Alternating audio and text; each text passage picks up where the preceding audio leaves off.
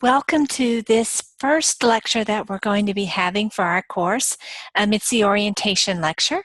Let me begin by introducing myself. My name is Cynthia Groover and I'll be your instructor for the course. So let's get started. But before we get too far into the material, let me also start by kind of telling you how I've organized the orientation. We're really going to have two parts to the orientation. The first is going to be this PowerPoint, and then the second is going to be you and I exploring our Canvas classroom together. I think you'll see that there are a lot of resources in Canvas for you and a lot of different places for you to look for answers and support. One of the challenges in an online course is that I'm not there every day or every week to kind of hold your hand and remind you about, oh yeah, that's where you find this, or yeah, that's where you do this. Of course, I'm always available. I'm just a click away, but it's a little bit more of a social distance between you and me. And so I like to focus on the orientation about how to get around and how to find the stuff that you need. Sometimes it comes up that students, especially as the semester goes forward, might forget some of the material that we've covered in the orientation. I'm going to be throwing so much at you, it would be surprising if you didn't forget some of the stuff. And so I encourage you, when you have a question, to think, well, wait a second, is that something Groover covered in some of the orientation materials? Because usually you're going to find that I have already answered that question. Of course, that's not always going to be the case. So after you look around, you might discover that no, Groover did not answer that question. And that, of course, would be an awesome time for you to reach out to me. And I'll be glad to answer those questions that I haven't already covered. And that way you can get the information that you need. And I can figure out what I need to add so that next semester will be even slightly more awesome than this semester in terms of the material that we're going to be able to cover and the way that we're going to be able to do that. Okay, so let me get started. Welcome to employment practices. You'll probably discover that over the course of this course, I will refer to this course usually as employment law. Because that's really what it is. Those of us in this department routinely refer to it as employment law. So don't be surprised if I do that, and don't think that I've completely flipped out. Maybe I'm only partially flipped out. The name employment practices is not very intuitive, and it doesn't really get at the heart of this course, because the heart of this course is, of course, employment law. So let's get started. Welcome. Through this orientation and through the subsequent video that I'll be posting, I'm going to try to cover as many questions as I can. I've been at Collin for, over 8 years now, and I have never taught this course before, but I've taught lots and lots of courses, including lots of online courses. And so I think I have a pretty good idea about the questions that you're likely to have. But that doesn't mean that I'm going to cover everything. And so, of course, please do reach out to me if I have failed to answer the question that you have, because your question is important, even if you're the only person who's ever asked that question. So let's get started. Here is me. This is what I look like. So if you see me around campus, please come up and introduce yourself. My name is Cynthia Groover, and I have practiced law since 1990. I first worked in a large law firm in Houston. The name of the firm is Baker Botts. It's there are 3 very large law firms in Texas, and it is one of those 3. It has offices both in Houston and in Dallas, and actually throughout the world and the country.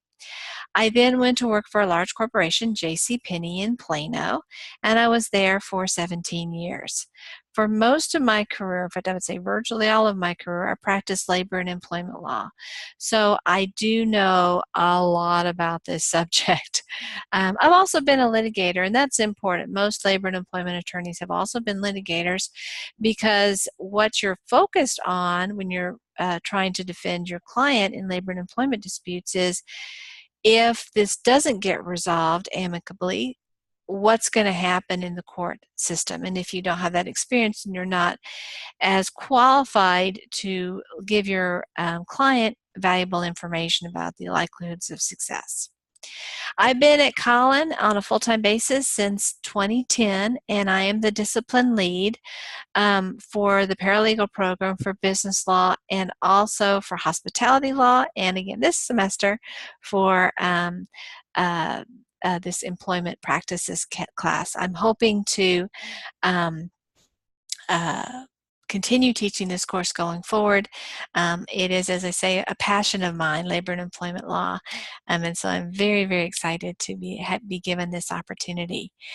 It's a little bit tricky getting to know everyone in an online format, and so I'm going to ask each one of you to come and see me. Please don't let the semester end without you and I shaking hands. So I'm going to ask that you pause your video right now, and I want you to go to your day planner, and I want you to write down see Groover before the end of the semester. It might just be a 2 or 3 minute, hi, my name is blah, blah, blah, blah, I'm majoring in blah, blah, blah, blah, I wanted to meet you. Or it could be a very long discussion where we talk about employment law, or we talk about the law generally, or we're talking about a legal career, or we talk about an HR career. It could be a very long process or a very short process, but I don't want this semester to go by, this opportunity to go by, without you and I connecting on a personal basis. I can't find you, you can find me, and so please don't disappoint me by missing out on this opportunity to meet me, to connect with me, so that you and I have more than just a electronic relationship. Let's go forward from here. And this is where my office is. It's in the library building on the 2nd floor of the Plano campus. Oops, here we go. The pen. There we go. I have my office hours posted. It's on the syllabus, so feel free to stop in at those times. You don't need an appointment. If those times don't work for you, please reach out to me via email, and we can arrange a time where we can get together and talk in more detail.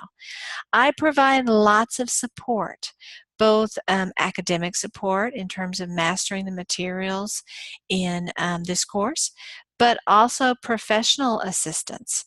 Naturally, as a labor and employment attorney, I worked with HR professionals all the time. I know strategies and things that are going to make your life and your career more productive for you, more successful for you. And I can also provide resume help. So see me as a resource in lots of different ways. And let's go to the next slide.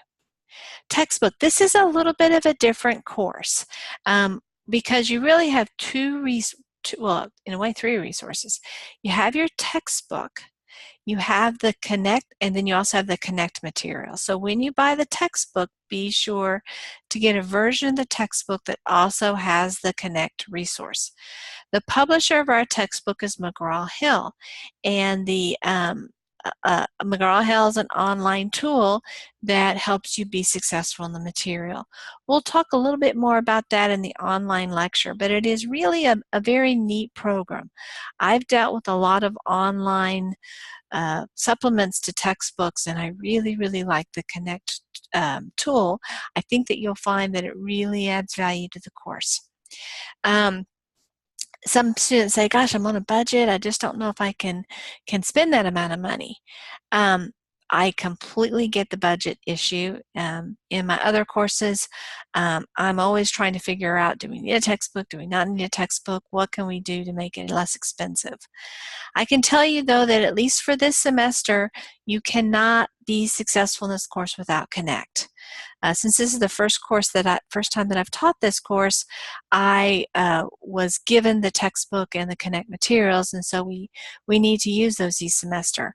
I will be interested in getting your thoughts in the semester, whether this is a combination that you have found very meaningful and helpful for you, or whether you think a textbook alone is adequate for the task.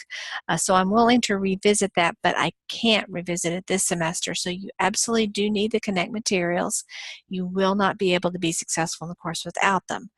In the future, possibly it'll be changed, but it won't be changed for the spring because, again, I won't have your wisdom to know what to do in terms of textbook ordering if I am continuing to teach the course. So be sure to get the Connect resource. You don't have to have a paper version of the textbook. If you want to go with just an e-textbook, you certainly can do that. The Connect tool comes with the e-textbook, so you can certainly just use Connect. And so that's something to think about. If you want to talk about this in more detail, you're welcome to come to my office hours and we can chat at length about that. This is some information about the Connect resource. We'll also be dealing a little bit more with this in our next lecture. This is a completely online course. We will never be meeting face-to-face, but it is important for me that we give students as much of that face-to-face classroom experience as possible. So I will have a lecture with all of our material in this course. Sometimes the lecture will be longer than the 3 hours that we have in an ordinary 3-credit course per week. Sometimes it will be shorter, but it will be designed to cover the material that I think is important to cover.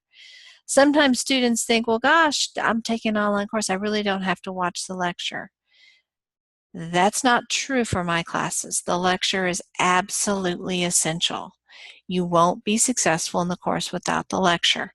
You will do fine on the Connect material because obviously I don't write the Connect material. But the tests are tests that I have prepared. And so there will be material on the tests that are not included in the textbook. I'm supplementing in several different areas. And so while I don't mean to say if you never watch a lecture that you're going to fail the course, you are shooting yourself in the foot if you don't watch the lectures.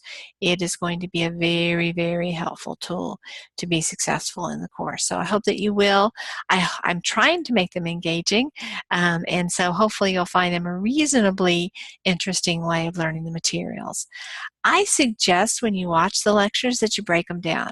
Usually I tape lectures in an hour, maybe even longer format, but that doesn't mean you have to watch them in an hour format. You can watch them 10 minutes, go grab a cup of coffee, you can stretch your legs, answer a call, do whatever you want. Some people actually listen to my lectures when they're in the car driving or doing some other tasks. All of those are real options to consider. I know that it's not the most engaging thing to do to listen to somebody talk about material, but you get to do it when you want to do it. You can do it in your jammies, you can do it at 2 a.m., you can do it eating a pint of ice cream. I've even heard of students who've played drinking games. Every time, Groover says, I don't know, discrimination, have a shot or something like that.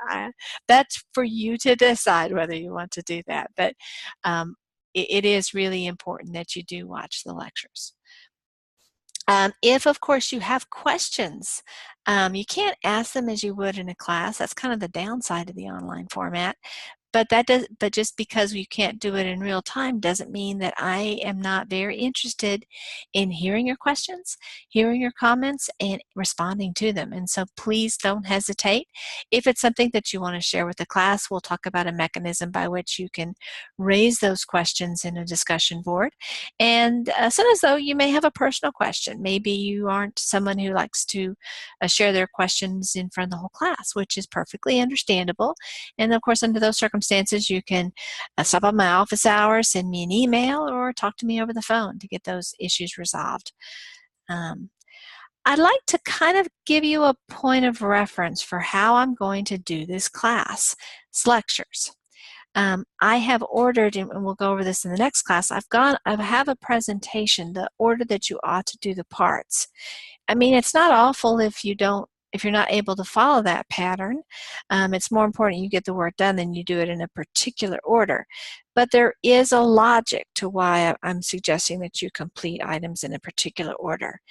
And the way I see it is that the textbook and the Learn Smart activity, which we'll talk about in more detail in another lecture, that you do that first.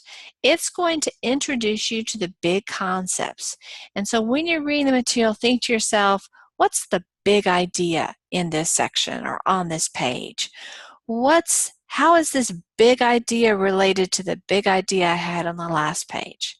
I'm suggesting that you don't try to drill down into the nitty-gritty details until you have that big picture. We'll talk about something later on called memory palaces, and that's a very helpful way of thinking about how to organize your brain so you can remember a lot more stuff a lot quicker. And one of the secrets to that is to first of all start with this general framework. I'm going to use the word paradigm, but framework, paradigm, whatever word makes most sense to you. And the time that you ought to use to develop that is when you're reading the textbook. Every paragraph, stop and say, how does this relate to the big idea on this chapter? I like to think of this as kind of the 50,000-foot overview of the topic. You know, imagine you're flying on an airplane. I used to do this when I was actually coming back from college, and I would look down, and I attended college in a different city and would fly back to Dallas to be with my family. And I would look and I would try to find our particular neighborhood. I never could, even though, you know, I knew the roads and things, but I could see residential areas and urban areas, businesses and malls and things like that. I could see big landmarks, but I couldn't see the nitty-gritty. And so that what I was getting at that point was the big concepts, the big organization of the city. And it was only once I was down on the ground driving around that I could see the nitty-gritty details. It's best to get that big picture and then go to the nitty-gritty details. And constantly go back and say, okay, I just learned a nitty-gritty detail.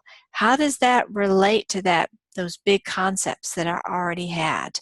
Where does that fit into that large map without a lot of details? You're kind of penciling in that additional information. So my lecture is about the nitty-gritty details. If you listen to my lecture without having read the textbook, you're going to get a lot of stuff. And you're going to be probably like, oh my gosh, my head is reeling. She just rattled off 4,000 things, and there's no possible way I'm going to ever remember those. And you know what? You're kind of right, because our brains can't learn 4,000 randomly organized facts very easily at all. But if we have this structure, this framework, this paradigm that we got from the textbook and that we worked diligently to develop as we read the textbook, and we slide each one of those details into that framework, suddenly things click. And it is a piece of cake, not to learn 4,000 new facts, but what you soon discover is, there aren't 4,000 new facts. And so this lecture helps you think about where to put all those details into that big framework. But it's not going to redo the work of the textbook. Honestly, I'd have to have a 10-hour lecture. You don't want to listen to a 10-hour lecture. I don't want to give a 10-hour lecture. So realistically, do the textbook first and then do the lecture, and we are going to be in great terms. While you're watching the lecture, I have some piece of advice. You'll see that I have prepared 2 documents, and really it's kind of what you want to do with them, to be honest with you. You can either use the PowerPoint lecture, which is very similar to the lecture tool that I'll be using as I lecture, like this PowerPoint, literally. Or you can use the study guide. The study guide is just the PowerPoint put into a Word document. Either one's fine. They both have virtually the same content, and it's arranged quite similarly. You may kill a few fewer trees if you use a study guide, but whatever works for you. So I suggest that you have this available either on your laptop or maybe printed out, and that you take notes. I mean, there's no reason to duplicate what's already on the study guide, so you're going to add comments. And probably even more than your notes is you're going to highlight, maybe even underline material that I focus on. You'll see when you see my lecture that I actually italicize a fair amount of the materials. That material that I have italicized in my PowerPoint isn't italicized in the PowerPoint that I post or in the study guide that I post. So when you see that I've italicized something, you're going to want to put a little asterisk by that or highlight it yourself, because that's more important than some of the other material. And so look for that type of information. Think to yourself, what on this particular section has Groover emphasized? And that's giving you a pretty good point as to what I think is important, which probably means that's what is going to be important on the tests. It's so important to explore Canvas. This course has a ton of stuff in it. And you need to use that stuff to be at your most successful. It's there to help you, but if you don't know it's there, it can't be helping you. And so my suggestion is to pause me and either to spend about 30 or 40 minutes going through exploring, or to pause me and set a date for yourself where you're going to put aside 30 or 45 minutes to explore. Then once you have that date, turn me back on and we'll get started again. Okay, so let's continue. We have an orientation module. We'll talk about how to find that. Actually, you've already found it, duh, because you're watching me. There's a lot of stuff on it. Some of the stuff is kind of starter information, stuff that you really only kind of need to know once. Some of it is information that you're probably going to look at every single week that you're in the course, and you may even refer to it multiple times during the week. If you're not doing that, you're probably missing out on some information that would be helpful for you. So be on the lookout for that. A minute or two spent reviewing, especially the cheat sheet, can be the difference between being successful in the course and not. If this is your first time taking a Canvas course, congratulations. I think it's a very helpful, useful system. I prefer it significantly to our old system, which was Blackboard.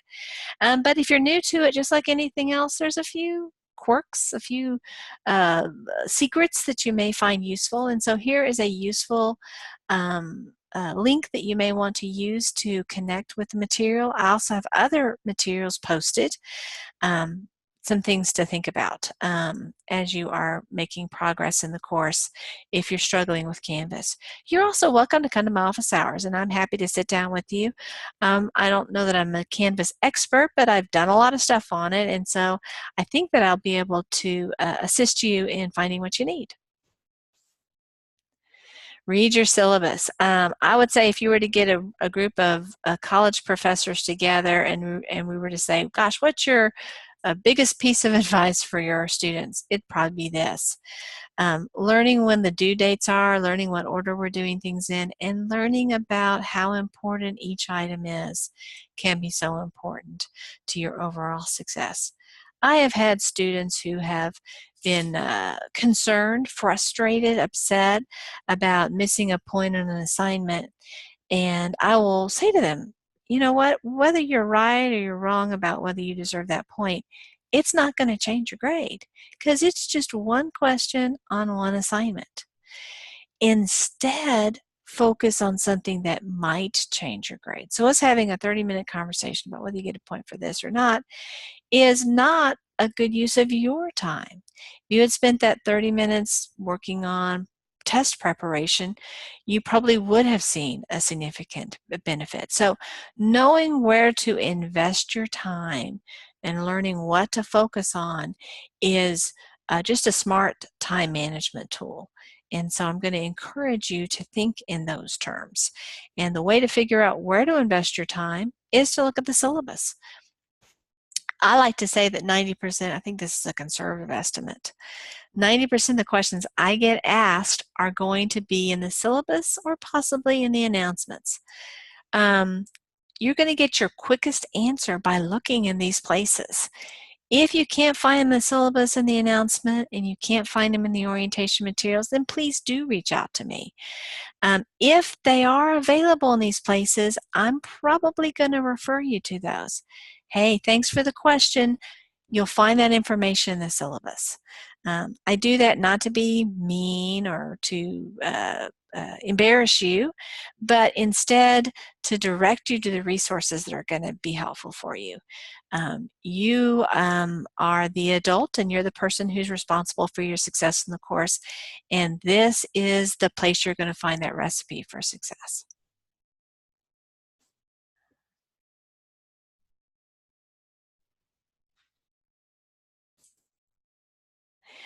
I ask that you come to the class at least twice a week.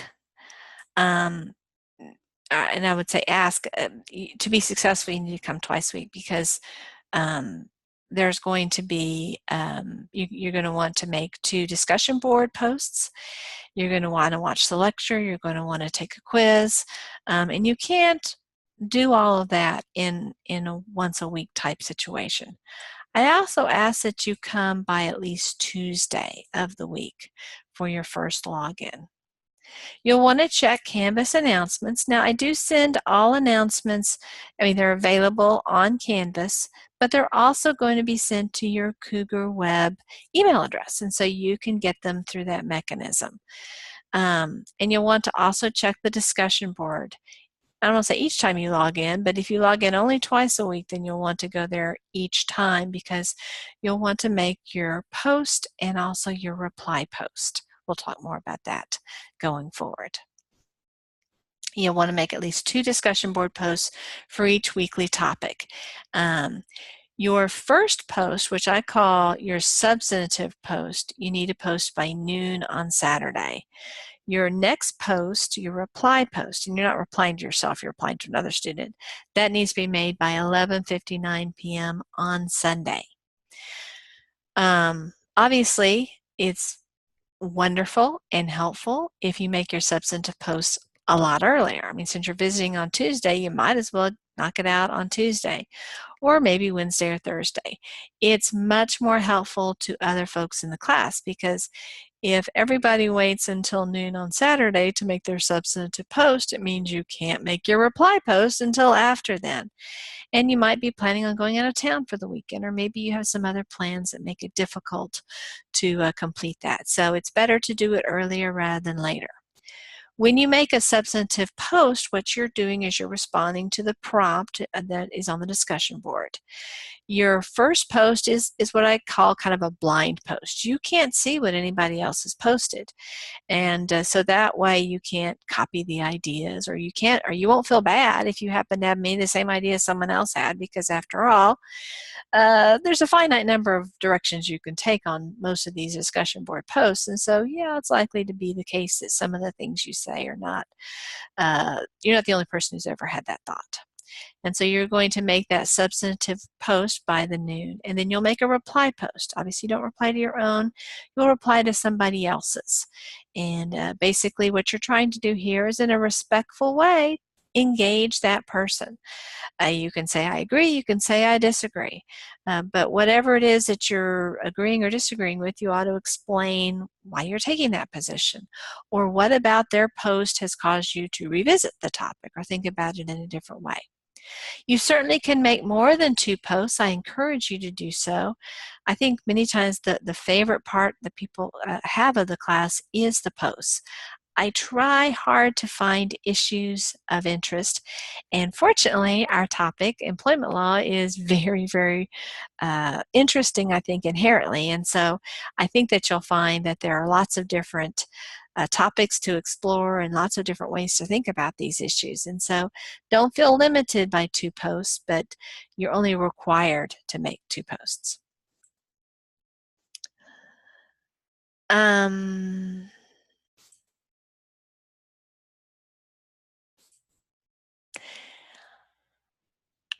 As we've already talked, I hope that you will come by and see me. And if you can't see me, I do have virtual office hours, and so we can meet via the internet as well, or we can talk via telephone.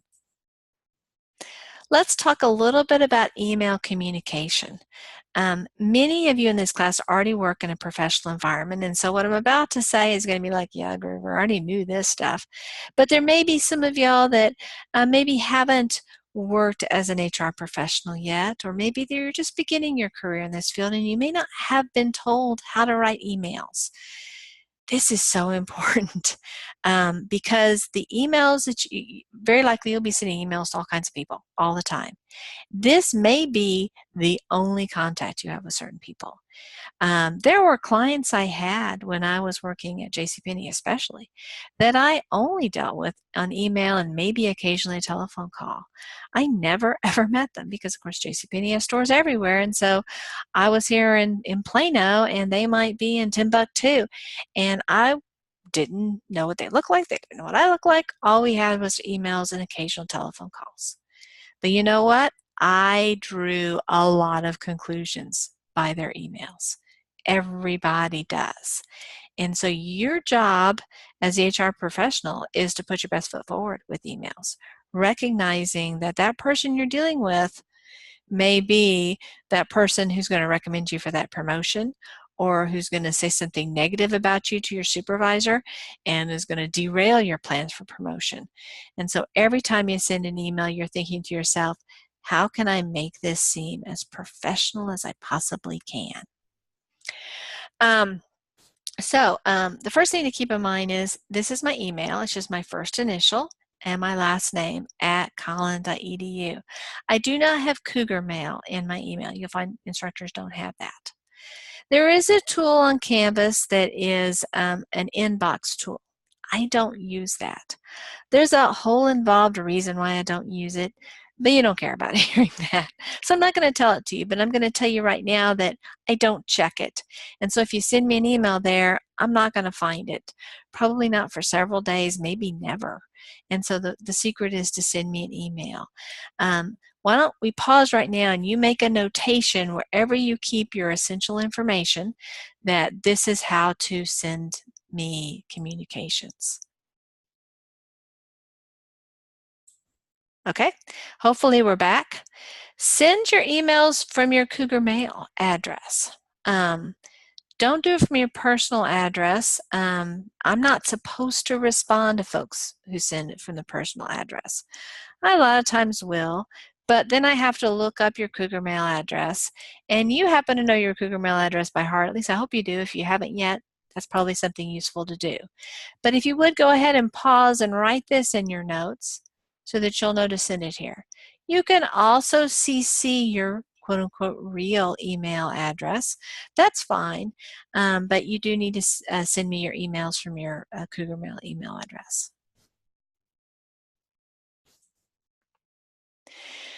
So let's talk about the structure for email communications. Now I'm talking about this from the perspective of an instructor, but this would also apply in a professional situation. So the first thing you're going to do is include a subject line that explains the nature of the message. It's more important that your structure of the message is clear to the recipient than it is to you. I mean, it's good for it to be clear to you too, don't get me wrong. So stuff that you'd want to send to me, for example, would have our course name. You'd have, you know, HRPO 2303. And you'd want to include your name in the subject line. It could be, you know, your first initial. Let's say your name is Bob Smith. So B. Smith. And then you'd want to include a short explanation as your question. Want Proctor U, which we'll talk about later, for final. I'm sorry, my handwriting's horrible for this. This is hard to do. Something that gives me the information about what your question is. This is a very common problem that I see in emails. This, of course, is information that's also relevant in your professional life. You need to have a subject line that makes sense. If you send me a question about topic A and then I respond and then you decide, well, you're going to send me a question about topic B, it's fine to do a reply, but you're going to have to change the subject line to reflect what your new topic is.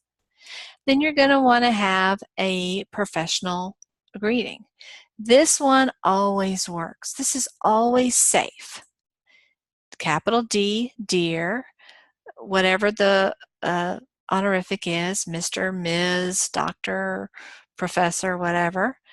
Last name, colon. You do this, you're golden. Have this be your default setting for life. Now, people you work closely with, you're probably going to say, Dear Bob. If you aren't in a very formal office situation, you may refer to your boss by her first name, Dear Mary. That's fine. Then it would be Dear Mary, colon. Once you have this pattern in your head, and this is your default pattern, you don't have to think about it anymore. This is one of those things you can just check off, done that, know what I need to do there, and you've done something that isn't going to offend anybody. Hi, Sally might offend somebody.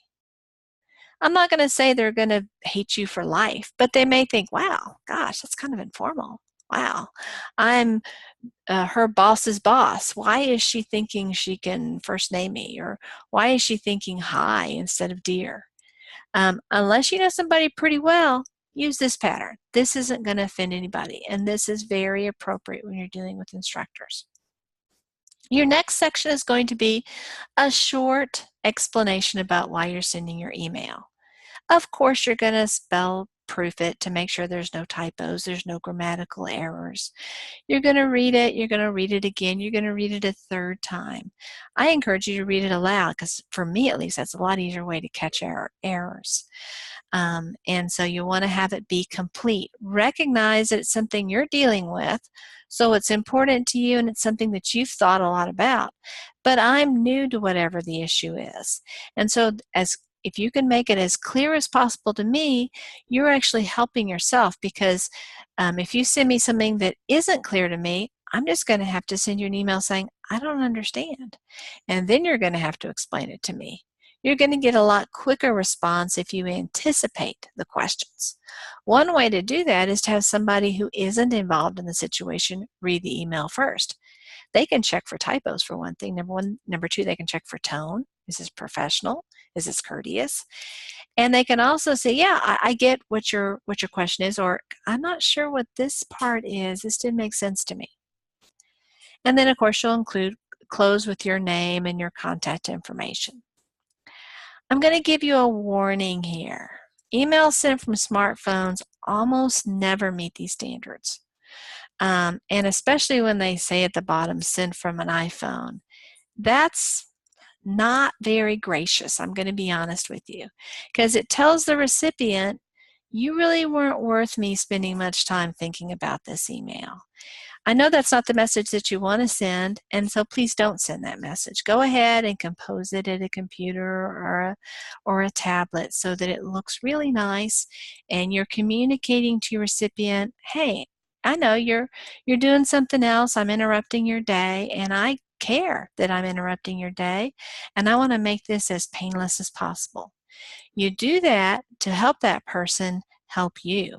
And so at the end of the day, all of this effort you're putting into sending a polished email is in some sense a selfish effort, because the more you put into it, the more you're likely to get in terms of a response.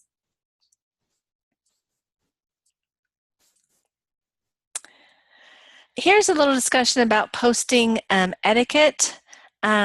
Most of the time, students don't have any problems posting appropriate materials. I would say with email, some things to think about are proofreading. Just be really careful with that. That's also with postings. You just don't want to have typos in it, of course. There's an opportunity to post questions that you might have. Let's say you see 2 due dates for things. You're not sure which one is the official one. Perfect place to, or perfect opportunity for you to ask a question. And there's an opportunity on Canvas for you to ask a question. Or if you just prefer to ask me yourself, then you can send me an email about it. When I get an email from a student saying, hey, I'm not sure about da-da-da-da, I might well think to myself, wow, if student Bob has this question, I want to make sure that other people aren't having that question. And so I may post the answer where I have some instructor pointers. Here's the breakdown in grades. You can see that the orientation quiz is just 1%. That's really just to make sure that you take it. If you don't take it, then you won't have had that opportunity to dive in and get familiar with all the different policies and procedures that I have. It's not intended to be hard. You can take it 3 times. Just be sure that you do take it so that you can get the point, and more importantly, that you'll be set up for success. The discussion board participation is 5%. The Learn Smart activities, which we'll talk about later, are worth 20%. The quizzes, which are also on Connect, Learn Smart activities are on Connect, and the quizzes on Connect are worth 20%. So you can see here, the Connect tools are 40% of your grade. And that's why I say you can't be successful in this course without Connect. Even if you get 100 on everything else, the highest grade you can get is a 60. And then the midterm is worth 25% of your grade. The final is worth 29%. Now there will be a discussion board, a Learn Smart, and a quiz for every single one of the first 6 or of 16 of the chapters that we're covering. But you only need to do 10. I'm only going to take the 10 highest grades. So you only have to do 10. But you might find, well, gosh, some of my grades on those 10 were low, so I'm going to do more because Groover will disregard the ones that are below the lower of the grades. So you can do as many as you want once you get to 10. I encourage you, especially with the Learn Smart activities, to do all of them because I think Learn Smart is a really, really awesome tool, but that's your decision. Here's a breakdown about what you want to do week by week and class by class. I have this information, I call it the cheat sheet, and I have that in the orientation module in Canvas. So we'll go over this in more detail when we get to that material. The midterm exam is something that you'll take either at a Collin Testing Center. We have 3 of them. One is on the Frisco campus, one is on the Plano campus, and one is on the McKinney campus off of 380, the Central Park campus. You can take the test in one of those 3 locations, or you can take it via ProctorU. ProctorU is an online proctoring program. It's fine whether you want to take it in the testing center or ProctorU, but if you choose ProctorU, be aware of 2 important things. One is that you have to let me know at least 10 days before the window that the midterm assessment begins. There is a fair amount of back and forth you and I need to do to set you up for it and to get you in a position where you'll be successful with the ProctorU tool. So I want you to have this breather, and I need it too, to get everything I need done. So working together, we should be able to do that with those 10 days. So go ahead, pause me right now and calendar this so that you'll know to request this if you think you want to use ProctorU. The other thing to know about ProctorU is not a Collin service. It is not free. We offer proctored tests through the Collin Testing Center. That is a free service that you have as a student. ProctorU, the expense is probably about $20 to $30 per test you take. So something to think about as you're going forward. Again, you're welcome to come to my office hours and we can talk in more detail about the ProctorU tool if you would like. Final exam is the same deal. You'll take it at one of the testing centers or the ProctorU system. I will tell you that I usually would prefer students to take the test on the Frisco campus, especially for the final because we have a relatively short time. But if for some reason you just aren't able to get to the Frisco campus, we can make arrangements for you to take it on the Plano or McKinney campus. Just let me know. You and I both kind of need to work together. You'll need to take a little initiative. I'll need to take a little initiative. We can make it work, but I will need to know that that's an issue for you. Actually, this should be a 5%. Sorry about this. This is a 5% of your grade.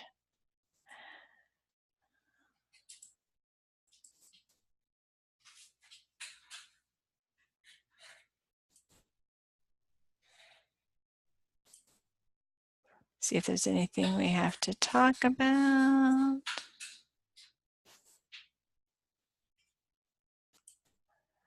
Okay, here's some FAQs. We don't meet. Everything is online, including the lectures.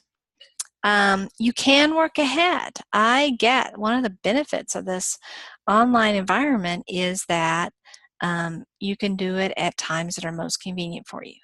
As I said before, this is my first semester teaching, and so I'm still building some of the infrastructure. So right now, not everything in the course is up and going, although all the Connect tools are available, but not all of the lectures. And so yes, you can work ahead, but you probably can't do everything. Now, please feel free to work ahead, but recognize that there are going to be some limitations with respect to that.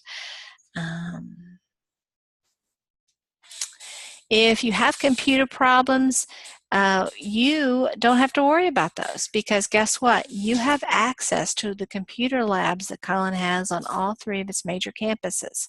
All you need is a student ID to get access to that. Those computers will have PowerPoint, they'll have Word.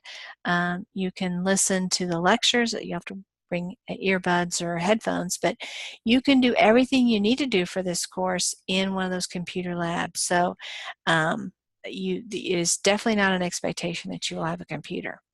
On the other hand, of course, if you do have a computer, you certainly can use it. When you are doing the quizzes or the other tools, you may find some connectivity issues. The quizzes for this course are not timed, so if you lose connectivity, you're going to be okay.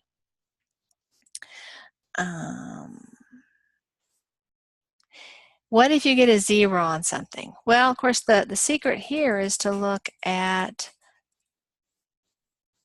this document. If you don't take the final, it's pretty hard to overcome that. If you don't take the midterm, it's a little bit less hard to overcome that. Everything else, though, it's okay if you miss it. It's okay if you only have 9 Learn Smart grades. That's not going to be a huge hit. That will be 2% of your grade. So keep things in perspective. Definitely show up for the midterm and for the finals, but the other items, if you miss it, you can move on.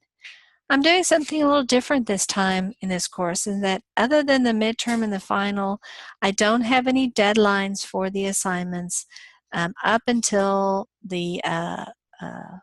until December. So you have a lot of flexibility about when you're going to complete it. Having said that, I encourage you to stay with the syllabus. So if we're doing Chapter 7 in a particular week, I encourage you to do the Learn Smart and the quiz during that week. For one thing, you're going to have to participate in the discussion board, whether you read it or not, at least if it's one of the 10 discussion boards you plan on doing. But in theory, if you want to wait until December to do them, you certainly can. The date that I've established is a hard and fast date, so if you aren't able to complete it by that date, then you won't get credit for that particular item. I don't ordinarily offer extra credit. If you have an idea for extra credit, some lecture or some other activities, you're welcome to give that information to me and I will consider it. I sometimes will make posts about extra credit activities, so I'm not against extra credit, but you please do reach out to me before you attempt anything that you think might be extra credit. Here's some advice about things to keep in mind. A lot of this is a repetition from the cheat sheet. I'm going to go over this in more detail. Technical problems. My suggestion is to jot down slide 38 of this PowerPoint and save this PowerPoint to your laptop if you would, or to your thumb drive.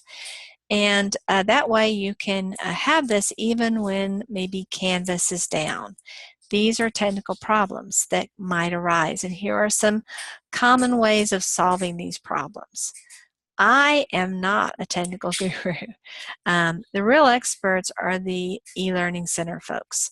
They know a lot more about how to fix things, and there are some problems they can fix that I don't have the authority to fix, and so sometimes they are the best place to go. But these are some strategies that can work.